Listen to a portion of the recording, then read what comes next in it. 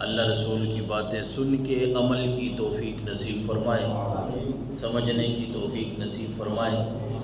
آج کا جمعے کا جو خطاب ہے اس میں ہم نے حقوق ہمسایہ، پڑوسیوں کے جو حقوق ہیں اس بارے میں قرآن اور احادیث کے حوالے سے کچھ باتیں ہم نے یاد کرنی ہیں، پڑھنی ہیں۔ کوشش کرنی ہے کہ یہ باتیں ہم یاد رکھیں اور ان پہ عمل کریں تاکہ اللہ اور اس کے رسول کی رضا حاصل کر سکے۔ کوئی بھی نیکی کرنی ہے تو اس نیکی کے لیے ذہن میں کیا رکھنا ہے؟ اللہ کی رضا۔ بھئی میں یہ نیکی، یہ کام کیوں کر رہا ہوں؟ اللہ کی رضا کے لیے کر رہا ہوں۔ نیت، اخلاص، ان چیزوں کو پاک رکھنا ہے، اور تقوی، پرہیزگاری انہی باتوں کا نام ہے کہ ہم اللہ اور اس کے رسول کے رضا والے کام کریں ثواب کی نیت سے۔ جس طرح قرآن مجید میں اللہ تبارک و تعالیٰ نے فرمایا وَاعْبُدُوا اللَّهَ وَلَا تُشْرِكُوا بِهِ شَيْئًا وَبِالْوَالِدَيْنِ إِحْسَانًا وَبِذِي الْقُرْبَى وَالْيَتَامَى وَالْمَسَاكِينِ وَالْجَارِ ذِي الْقُرْبَى وَالْجَارِ الْجُنُبِ وَالصَّاحِبِ بِالْجَنبِ وَابْنِ السَّبِيلِ وَمَا مَلَكَتْ أَيْمَانُكُمْ۔ سورہ نساء کی آیت نمبر 36 ہے۔ اللہ نے فرمایا لوگو اللہ کی عبادت کرو، وَاعْبُدُوا اللَّهَ وَلَا تُشْرِكُوا بِهِ شَيْئًا، اللہ کے ساتھ کسی کو شریک نہ ٹھہراؤ۔ رب وحدہ لا شریک ہے نا، اس کے ساتھ کسی کو شریک نہ بناؤ۔ وَبِالْوَالِدَيْنِ إِحْسَانًا، والدین کے ساتھ اچھا سلوک کرو، حسن سلوک کرو۔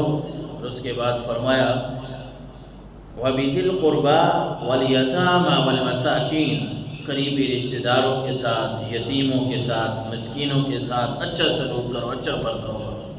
اور پھر فرمایا وَالْجَارِ ذِي الْقُرْبَى وَالْجَارِ الْجُنُبِ، جو تمہارے قریب کے پڑوسی ہیں، تمہارے گھر کے ساتھ والے ہیں، تمہارے گھر سے تھوڑے دور ہیں، گلی میں ہیں، ان سب کے ساتھ۔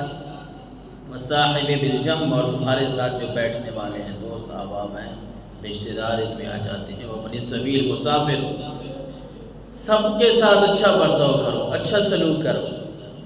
اور یہ وہ باتیں ہیں جو ہمیں اخلاقاً اپنانی چاہیے۔ یہ تربیت والی باتیں ہیں، تربیت والی، کہ اللہ نے ہماری تربیت فرمائی ہے، اخلاقیات ہمارے کیا ہونے چاہیے۔ ہم نے یعنی قرآن ہمیں صرف یہ نہیں بتاتا کہ بس ہم نے رمضان المبارک کا مہینہ ہے، روزے رکھیں گے تو ثواب ملے گا، رمضان کا مہینہ آئے گا تو نیکیاں کریں گے، اچھی بات ہے۔ اس کے علاوہ دیگر جو مہینے ہیں، کچھ ایام ہیں، دن ہیں۔ قرآن ہمیں زندگی کا ہر گر سکھاتا ہے۔ یہ اللہ کا کلام ایسا کلام ہے جس میں اللہ تعالیٰ نے زندگی کا ہر سبق رکھ دیا ہے، ہر درس رکھ دیا ہے۔ کیسی خوبصورت بات یہاں اللہ نے ہماری تربیت کے لیے فرمائی۔ صرف اپنی عبادت کا تذکرہ نہیں کیا، پہلے فرمایا میری عبادت کرو، میرے ساتھ شریک کسی کو نہ ٹھہراؤ، والدین کے ساتھ، قریبی رشتہ داروں کے ساتھ، یتیموں کے ساتھ، مسکینوں کے ساتھ، ہمسایہ کے ساتھ، وہ چاہے تمہارے قریب کے ہمسایہ ہیں، دیوار کے ساتھ دیوار ہے، یا تمہارے تھوڑے دور کے ہیں، دور کے پڑوسی ہیں، گلی محلے میں رہنے والے ہیں، ان سب کے ساتھ اللہ نے فرمایا اچھے اخلاق سے پیش آؤ، ان سے اچھا برتاؤ کرو، حسن سلوک کرو۔ یہ اللہ کا حکم ہے۔ آیت یاد رکھنی ہے، سورۃ النساء کی 36ویں آیت ہے۔ اس میں اللہ تبارک و تعالیٰ کا ہمیں یہ حکم ہے کہ عبادت کے ساتھ ساتھ یہ کام بھی ہم نے کرنے ہیں۔ اچھا، عبادت تب قبول ہوتی ہے جب بندہ ان اخلاقیات پہ عمل کرے۔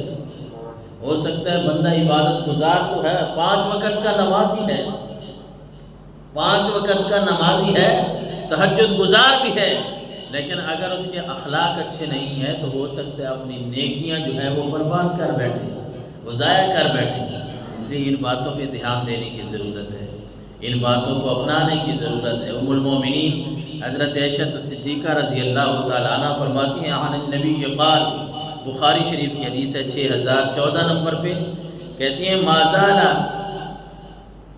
یوصنی جبریل بالجار حتی ظننت انہ سیورث، کہ میرے تاجدار کائنات صلی اللہ علیہ وسلم نے فرمایا، حضرت عائشہ ام المومنین فرما رہی ہیں کہ حضور نے فرمایا جبریل امین آتے تھے اللہ کا حکم لے کر، اللہ کا پیغام لے کر، مجھے اللہ کا حکم سناتے تھے، ہمسایوں کے بارے میں، پڑوسیوں کے بارے میں تو جبریل امین مجھے اللہ کی طرف سے اتنی باتیں لے کے آئے، اتنی باتیں سنائیں، اتنی باتیں بتائیں کہ اللہ کے نبی پڑوسیوں کے ساتھ یہ بھی کرنا ہے، یہ بھی اچھا سلوک کرنا ہے، اس طرح برتاؤ کرنا ہے۔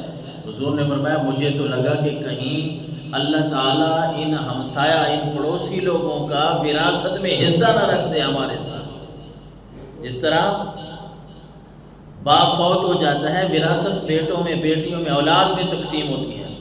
اللہ کے نبی فرما رہے ہیں مجھے تو یہ لگنے لگا کہ اللہ نے اتنی باتیں جبریل امین کے ذریعے، وحی کے ذریعے مجھے بتا دی، مجھے لگا کہ اب تو پڑوسیوں کا حصہ ہی وراثت میں نہ ہو جائے۔